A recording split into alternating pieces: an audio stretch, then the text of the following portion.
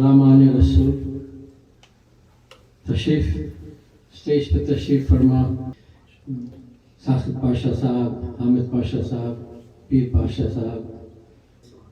तो आज जमा होने का मकसद यही था कि अपनी जो जिम्मेदारी है, कोई अपने रसूल को कुछ बोल रहा है, गलत सलत कुछ बातें कर रहा है, तो हम क्या कर सकते हैं।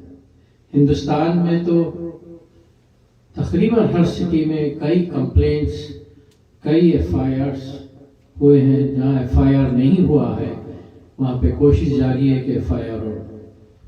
एफआईआर फर्स्ट इन्वेस्टिगेशन रिपोर्ट जो कहते हैं वो दर्ज कराना ज़रूरी है, जैसा कि उसका कोई फ़ायदा भी ना हो, लेकिन अपने घर में कोई चोरी हो जाती है, अपने घर में कोई पत्थर फेंकता है, तो अपना काम है कि पुलिस में रिपोर्ट लिखाना।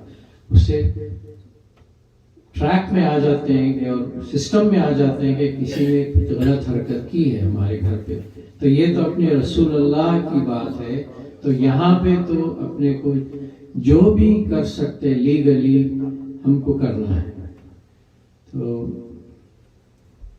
साकिब पाशा ने फरमाया कि हम पहले अपना कंप्लेन दर्ज कराएंगे अपने काउंसलेट ऑफिस में, एम्बेसी में, इंशाअल्लाह ताला वो ज़रूर करेंगे।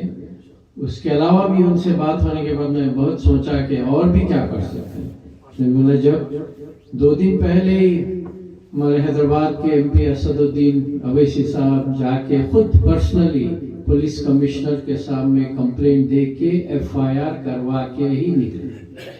तो ये उनके रसूख है। कॉमन आदमी पुलिस स्टेशन जाके एफआईआर नहीं लेते, कोर्ट से लाओ बोलते या जो उनको बोलना है बोलते। क्योंकि वो हैदराबाद के एमपी है तो कंप्लेन होगी।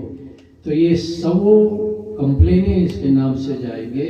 ये पहला शख्स नहीं है जो इस किस्म की हरकतें किया, सदियों से देखते आ रहे हैं। और अपने ज़माने में भी लास्ट 20-25 ईयर्स के बीच में भी मौलाना ने फरमाया सलमान रश्दी के बारे में, उसने भी कितनी बदतमीजी की। और हशर क्या हुआ कि आज कहीं लंदन में छुपाते हुए कोई सबबों में छुपते हुए रह रहा है। उसके बाद नसरीन बानो आए बांग्लादेश से, उन्होंने हिंदुस्तान आके उन्होंने कुछ बदतमीजी की। जब हैदराबाद पहुंचे तो उनका बहुत ही अच्छा वेलकम किया गया। उसके बाद उनका एक जलसा रखा गया, जिस जलसे में यही AIMM के MLAs मरहूम अफसर खान साहब और प्रेजेंट MLA बहादुरपुर के MLA मौजम खान साहब और 2-4 MLA जाके उन पे चप्पलों की बरसात की और वो भाग के चली गई।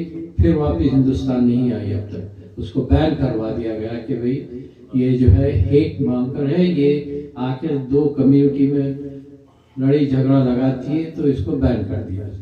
तो यही हाल इसका भी होगा। इसको तो पहले चेयरमैन बना था ये शिया वक्फ बोर्ड का, तो वहाँ से निकलवा दिया गया। अब फिर भी अभी मेंबर है वो, बाकी नाम भी मैं लेना नहीं चाहूँगा, लेकिन रजवी जिसका नाम है, उसके माँ बाप ने रखा था रजवी, वसीम रजवी। तो उसके बाद में एज ए मेंबर वो सर्व कर रहा है शिया वक्फ बोर्ड में।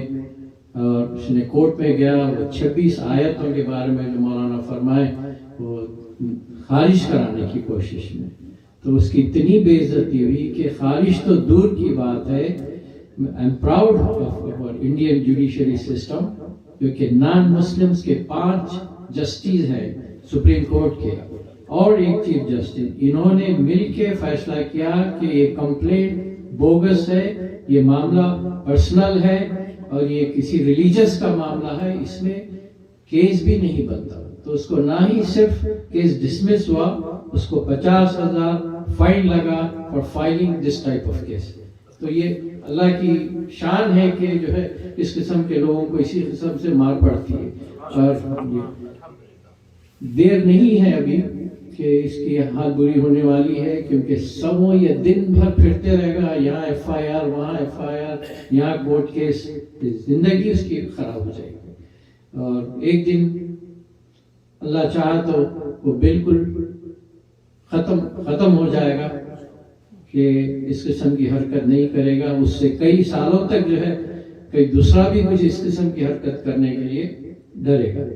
تو یہ اپنے وہ جو ہو رہا ہے ہندوستان میں وہ تو ہو ہی رہا ہے۔ میرے خیال میں بہت سوچا اس کے بارے میں کہ یہاں کیا کرنا چاہیے۔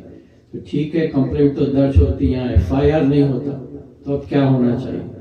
تو میں سوچا کہ یہاں کے بڑے بڑے تنظیموں سے جس سے میرے تعلقات ہے، اسنا ہے، CIJC ہے، کیئر ہے ایک لیگل، سب سے اتنے میرے تعلقات ہے، اور ان کے فنڈ ریزنگ وغیرہ میں ہمیشہ رہتا ہوں، تو سب سے ڈسکس کر کے یا تو کیئر کے تھرو یا even as a American Islamic organization جو ثاقب پاشا اور احمد پاشا چلاتے ہیں، یہ آرگنائزیشن سے، اور میری پرسنل طرف سے بھی northern district of supreme court in Illinois میں کیس ڈالیں گے اس کے بارے میں۔ تو یہ پہلا کیس ہوگا امریکہ میں کہ اس کو یہاں آنا پڑے گا جواب دینے کے لیے، تو نہیں آیا تو کنٹمپٹ آف کورٹ ہوگا، اور he will be discharged not to travel to US in the future۔ تو ایسا ہوا ہے، اچھے چلے ساتھ ہوا ہے، گجراتی بھائیوں کو معلوم ہے کہ کس کے ساتھ بھی ہوا تھا، تو ضرور اس کے ساتھ بھی ہوگا۔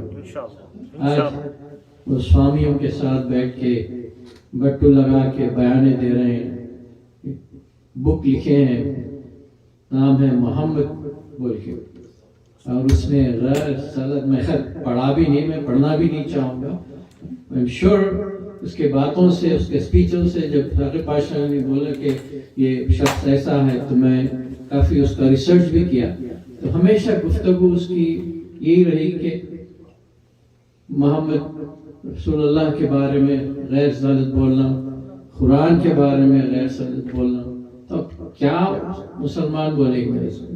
اللہ تعالیٰ پہ چھوڑتے ہیں، اور ہم سے جو ہو سکتا ہے ہم ضرور کریں گے۔ US میں نہ ہی ambassador, but supreme court of Illinois یا سپریم کورٹ آف واشنگٹن میں بھی ہم جا کے جو ہے اس کے بارے میں کمپلین کریں گے، اور کیس بھی ڈالیں گے انشاءاللہ۔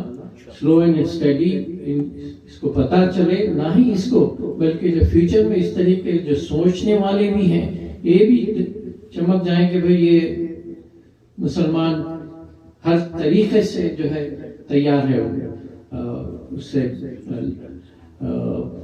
کیا بولنا چاہیے، لڑنے کے لیے تو نہیں، پر اس کو جواب دینے کے لیے ہم سب تیار ہیں۔ تو بہرحال یہی ریکویسٹ ہے، اور یہی میں سوچ رہا ہوں 3 دن سے، جب سے پاشا کا فون آیا کہ ایسا کرنا ہے، تو میرا دماغ اور بھی آگے چل رہا ہے، اور انشاءاللہ جی شکریہ، اور بڑے بڑے آرگنائزیشن کے ساتھ، اور جو ہے ساتھ سب مل کے یا پھر ایک کمیٹی بنا کے سب کی جیسا بھی سینئر لوگ سمجھتے ہیں کہ کرنا ہے، اور لیگل ٹیم کے ساتھ کر کے اس کو جو ہے ضرور، جب ہندوستان میں کورٹ کیسز ہو رہے ہیں تو یہاں بھی اس کا کورٹ کیس ہونا ضروری ہے، انشاءاللہ ضرور کریں گے۔ پھر ایک بار سب کا شکر گزار ہوں کہ آپ لوگ یہ اس دن جمعے کے دن لوگ سب بزی ہوتے ہیں، لیکن اس کے علاوہ بھی آپ سب آئے ایک ہی جذبے کے کہ یہ ہمارے رسول اللہ کی بات ہے، تو وہی جذبے سے میں بھی یہاں پر ہوں، اور انشاءاللہ آخری تک لڑیں گے، اور لیگل طریقے سے ہر طریقے سے لڑ کے معاملے کو رفع دفع ضرور کریں گے۔ شکریہ۔